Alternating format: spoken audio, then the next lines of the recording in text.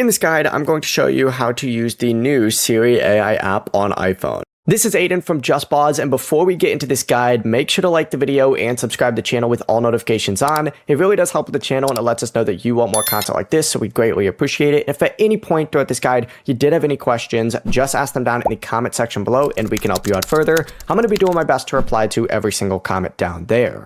Now, once Siri AI is available on your device, what you need to go ahead and do is just open up the dedicated Siri app from your home screen or app library. You could just swipe down and search for it, or you could scroll all the way through until you're on your app library and you can go ahead and open it from here. Of course, you do need to make sure you do have Siri AI available on your phone in the first place, but from here you can essentially just open it up and start a new conversation just by tapping a question or request, and you can also open up a previous Siri conversation and continue them with your history syncing privately through iCloud across supported Apple devices. Now, you could still access Siri AI anywhere on your iPhone just by saying, "Hey Siri," or just, holding down the button, but the process is as simple as that. Before you do leave, make sure to like the video and subscribe to the channel with all notifications on. It really does help with the channel, and it lets us know that you want more content like this. We'd greatly appreciate it. And if at any point throughout this guide you did have any questions, just ask them down in the comment section below, and we can help you out further. I'm going to be doing my best to reply to every single comment down there. Peace.